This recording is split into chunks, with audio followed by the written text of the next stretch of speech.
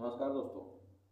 स्वागत करता हूँ आपको आज के इस नए वीडियो में। आशा करते हैं आप अच्छे होंगे। आज एक नए वीडियो के साथ मैं हाजिर हूँ। आज हम बात करेंगे काल सर्प दोष के बारे में। काल सर्प दोष होता क्या है? बहुत सारे जातक हैं जो परेशान रहते हैं अपनी अपनी कुंडली में काल सर्प दोष होता क्या है। तो बहुत सारे लोग जिज्ञासु होते हैं काल सर्प दोष को जानने के लिए कि जीवन पर इसका क्या असर पड़ता है और सबसे महत्वपूर्ण है कि इसका समाधान क्या है। उसके बारे में हम आज डिस्कस करेंगे।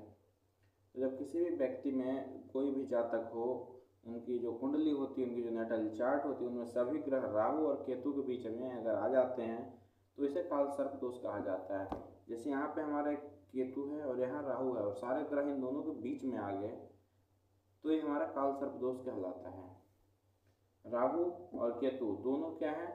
छाया ग्रह माने जाते हैं। दोनों हमारे छाया ग्रह माने जाते हैं और इनका जो प्रभाव होता है वो आपको मानसिक, पारिवारिक, व्यवसायिक, इन सब के जो जीवन होती है उस पर गहरा असर देता है। जैसे मानसिक जीवन हो गई, व्यावसायिक हो गई, या फिर जो फैमिली, इन पे बहुत ही ज़्यादा एक इम्पैक्ट डालता है वो।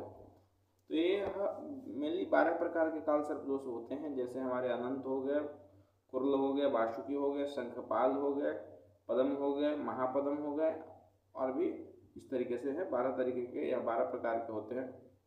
अगर किसी भी जातक के काल सर्प दोष है, किसी की जातक के अगर कुंडली में देखने को मिल रहा है तो कुछ आपको लक्षण दिखाई देंगे कि क्यों हो रहा है काल सर्प दोष। तो इसमें क्या होता है, व्यक्ति को कितना भी मेहनत कर लो सफलता बहुत लेट से मिलती है। कितना भी मेहनत कर लो सफलता बहुत लेट से मिलती है।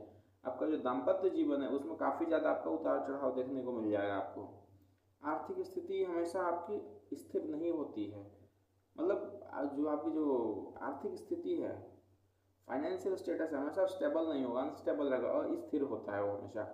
मन में असुरक्षा का भय बना रहता है। आपके मन में ऐसा लगेगा कि हमें कब कोई पिट जाए, कहीं एक्सीडेंट ना हो जाए, कहीं कुछ हादसा ना हो जाए, तो बिल्कुल आप सुरक्षित महसूस नहीं करेंगे। आप अचानक से आपको बाधाएं आ जाएंगी, जीवन में आपका दुर्घटना हो सकती है। तो ये सारी चीज़ें अगर हो रही हैं तो समझ लीजिए आपके कुंडली में काल सर्प दोष के काल सर्प दोष है। इसका जीवन में क्या प्रभाव पड़ता है? जैसे अभी मैंने कुछ चीज़ें बताई, जैसे करियर में आपकी रुकावट होना शुरू हो जाएगा, रिश्तों में आपकी गलतफहमियाँ हो जाएंगी, मिसअंडरस्टैंडिंग हो जाएगी, फालतू के लड़ाई झगड़े हो जाएंगे, वाद विवाद हो जाएगा। जो धन है उनका रुक जाना, धन का रुक जाना या धन का नुकसान हो जाना, ये काल सर्प दोष का जो प्रभाव है आपके जीवन में आएगा। मेंटली आप पूरा स्ट्रेस में रहोगे, मानसिक तनाव रहेगा। कोई भी अगर डिसीजन लोगे उसमें आपको प्रॉब्लम हो सकती है, डिसीजन नहीं ले पाएंगे आप। कई बार व्यक्ति क्या करता है कि बहुत परिश्रम करता है। कई बार जातक जो होते हैं बहुत ज़्यादा परिश्रम करते हैं, बहुत मेहनत कर रहे हैं, लेकिन संघर्ष बहुत करना पड़ रहा है। जिस हिसाब से आप परिश्रम करो, जिस हिसाब से मेहनत करो, उस हिसाब से आपको आउटकम नहीं मिल पा रहे। बहुत सारे लोगों के होता है कुंडली में। तो इन चीज़ों का विशेषकर ध्यान रखना चाहिए। अब जैसे किसी को भी काल सर्प दोष अगर हो गई हो तो उनको क्या किया जाए, कैसे सही करवाया जाए काल सर्प दोष। ऐसा तो है नहीं कि कुंडली से हमने निकाला कि अब हमें नहीं रखनी काल सर्प दोष को, राहु को यहाँ से उठा के यहाँ बिठा सकते हैं, तो कर नहीं सकते। इसके लिए हम क्या कर सकते हैं, नाग पंचमी, अभी जो श्रावण मास होती है, जो श्रावण का महीना होता है, उसमें शिवलिंग पर आप हमेशा, एक महीना सावन चल रहा है, एक महीना में आप शिवलिंग पर दूध चढ़ाइए। नाग पंचमी के दिन भी आप शिवलिंग पर दूध चढ़ाइए, जल चढ़ाइए, बेलपत्र अर्पित करिए महादेव को। महामृत्युंजय मंत्र का आप जाप करिए।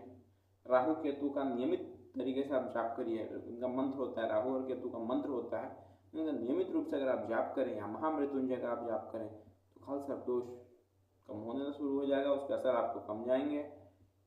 पीपल के पेड़ में आप क्या कर सकते हैं, पीपल का पेड़ देखा होगा, उसमें पीपल के पेड़ में आप सरसों के तेल का दीपक जलाइए। जैसे हम शनि के लिए जलाते हैं, बताया था हमने, तो पीपल के पेड़ में दीपक जलाइए, तो वो भी आपको काफ़ी फायदेमंद रहेगा। घर में आप डेली आप कर रहे हो, नहा धो के पूजा पाठ जब हम करते हैं तो एक पाठ आप हनुमान चालीसा का पाठ करें। नहीं पाठ कर रहे हैं तो हनुमान चालीसा का श्रवण करिए। आप अपने मोबाइल में अपने यूट्यूब पर चला दीजिए हनुमान चालीसा। तो जय हनुमान ज्ञान गुण सागर आपको सुनना है, हनुमान चालीसा का पाठ करना है, वो सुनना है, घर में बजनी चाहिए। उसकी एनर्जी पॉजिटिव, जो पॉजिटिविटी है वो मिलना चाहिए आपको। तो घर में डेली आप हनुमान चालीसा का पाठ करें रोजाना। किसी भी आप, बहुत सारे काल सर्प दोष के पूजन होते हैं, पूजा की जाते हैं, तो किसी अवश्य एक ज्योतिष से, ऐसे एस्ट्रोलॉजर से, ऐसे ब्राह्मण से आप बात कर लीजिए उनसे, वो आपको काल सर्प दोष निवारण पूजा करवा देंगे। उनसे आप पूजा करवा लीजिए, हवन आदि हो जाते हैं और साथ में सारे उपाय आपको करने हैं। जो नाग देवते होते हैं, जो नाग होती हैं, नाग देवता होते हैं, उनकी पूजा होती है, दान करना, ये सब लाभकारी माना जाता है काल सर्प दोष में। तो अगर आप ये करते हैं तो इनमें आपको बहुत ज़्यादा फायदेमंद मिलता है।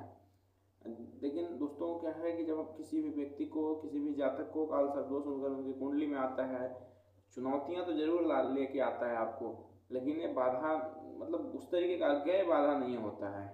उचित उपाय, सकारात्मकता के साथ आप इसके प्रभाव को कम कर सकते हैं। अब हमें हो गई है, हमारे कुंडली में है, तो हम उसे सकारात्मक तरीके से, पॉजिटिव वे में अगर उसको चीज़ों को हम देखें तो बहुत हद तक चीज़ें सही रहती हैं। अगर आप नेगेटिव लेते हो चीज़ों को तो आप काफ़ी परेशान रहोगे। तो उसके अकॉर्डिंग आपको पॉजिटिविटी रहनी है, उस चीज़ों को धीरे धीरे उसको चेंज करना है हमें, और अपने जीवन को हमें धीरे धीरे सफल बनाना है, ना कि नहीं कि हम इसके चक्कर में हम परेशान रहेंगे।